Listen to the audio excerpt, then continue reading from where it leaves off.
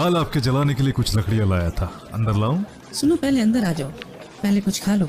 जब तक ये सारी लकड़ियाँ बाकी लोगों तक न पहुँचा दूं, मैं खाना नहीं खाऊंगा। और फिर मुझे ऊँटों के पास वापस भी जाना होगा, वरना अब्बा नाराज हो जाएंगे। तुम्हारे अब्बा तुमसे बहुत काम लेते हैं, मैं उनसे बात करूंगी। मैं काम से बिल्कुल नहीं घबराता, इससे शरीर मजबूत रहता है। वो तो तुम हो ही बेटा। अल्लाह ताला तुम्हें खूब सलामती और तरक्की दे। उमर, जरा एक सुनो।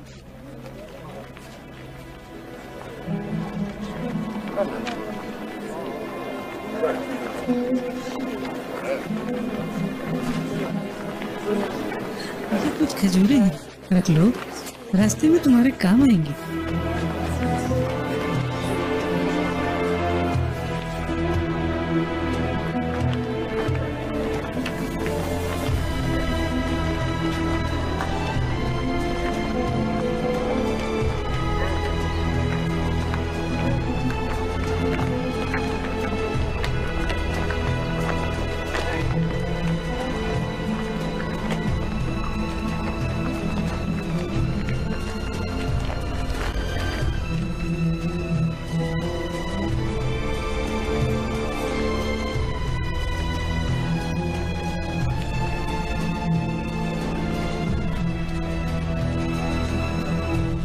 इस वक्त यहाँ ऊंट कहाँ है? मैंने खाला के लिए कुछ लकड़ियाँ। ऊंट कहाँ है? आपके ऊंट बिल्कुल ठीक है, लेकिन आपको मेरी खैरियत भी लेनी चाहिए। मैं आपका बेटा हूँ। अगर मेरे ऊंट ठीक है तो मेरा बेटा भी ठीक है। तो भरोसा रखिए, मंजनान वादी में ऊंट बिल्कुल ठीक है। मैंने उन्हें तब तक नहीं छोड़ा जब। लेकिन तुम यहाँ करने क्या आए हो? कोई और उनको भगा कर न ले जाए। कौन ये जुर्रत करेगा जब उस पे आपका निशान मौजूद है? अल खत्ताब का रुतबा नहीं है उतबा इब्न रबिया जैसा, और ना अल वलीद इब्न अल मुगीरा सरदार मखजूम, और ना ही हमारा। तो क्या हम कुरैश नहीं है, जो अरबों में सबसे आला कबीला है? और जब बाकी अरब ने हमसे दुश्मनी की और हमारे लोगों ने हमारा साथ दिया, तब से हमारा रुतबा पहले जैसा नहीं रहा। ये रुतबा या तो अब हाशिम, या अब अब्द शम्स, या बनु मखजूम, या फिर जुम्मा कबीले का है। इसके अलावा लोगों का रुतबा उनके माल और तिजारत से भी बढ़ता है।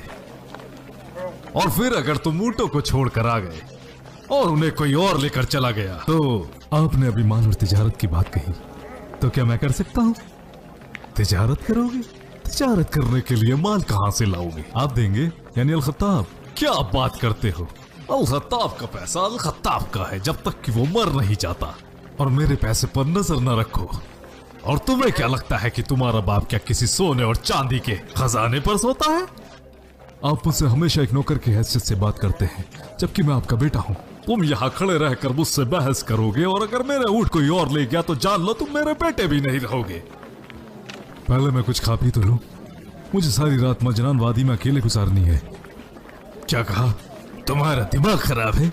अगर तुम यहाँ खड़े रहकर आराम ही फरमाते रहोगे तो भला मजनान वादी में कब पहुंचोगे? आपको जरा भी एहसास नहीं कि मैं इतनी दूर चलकर आज मक्का आया हूं? तो अगर आप मुझ पर रहम नहीं कर सकते तो कम से कम इस गधे पर तो रहम कीजिए, इसे आराम की जरूरत है।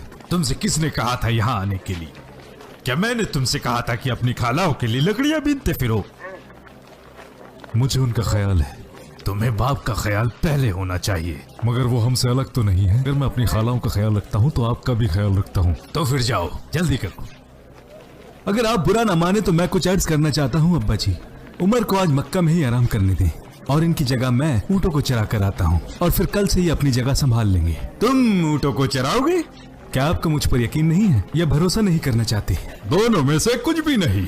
जो तुम कर सकते हो वो तुम्हारा भाई नहीं कर सकता, और जो तुम्हारा भाई कर सकता है वो तुम नहीं कर सकते।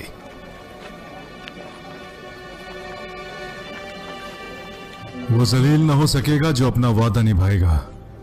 वो कभी भटक ना सकेगा जो मजबूत बुनियाद पर ठहरेगा। मौत उस पर हावी होगी जो उससे डरता है। बेशक जन्नत के लिए भी उन्हें सीढ़ी की जरूरत पड़ेगी। जिसके पास बहुत माल और दौलत है और अपने लोगों की मदद ना करे, ऐसे लोग बेगैरत और रुसवा होंगे। इस वक्त यहाँ कैसे? क्या कोई बुरी खबर लाए हो? मैं तो तुम्हारे लिए कुछ खाना लाया हूँ।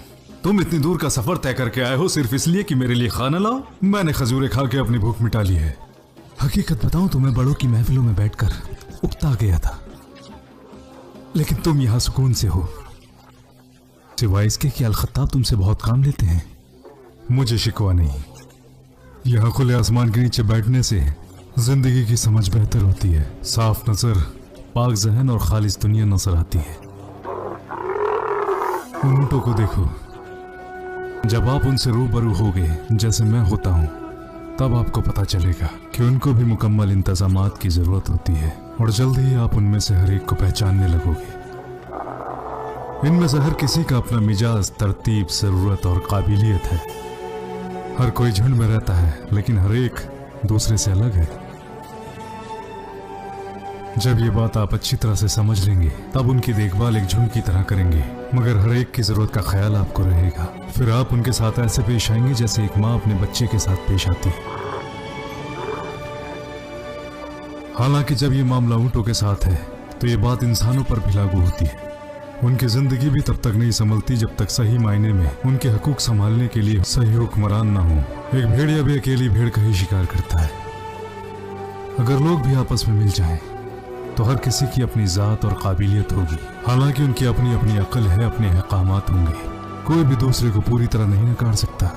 अगर ऐसा ना होता तो लोगों को एक दूसरे की जरूरत ही ना होती, और ना उसकी जरूरत होती जो दूसरे के पास है।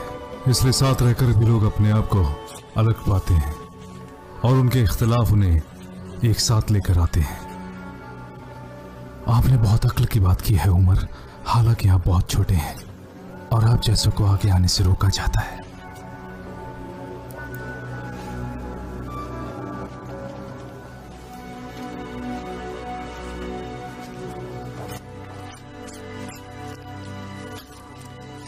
ये क्या है?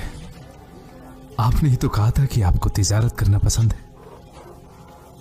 कुरैश का एक कारवां शाम जा रहा है, जाओ और अपने ख्वाबों को पूरा करो, और जब वापस आओ तो मुझे बताना वहां के खेत, महल और खूबसूरत औरतें।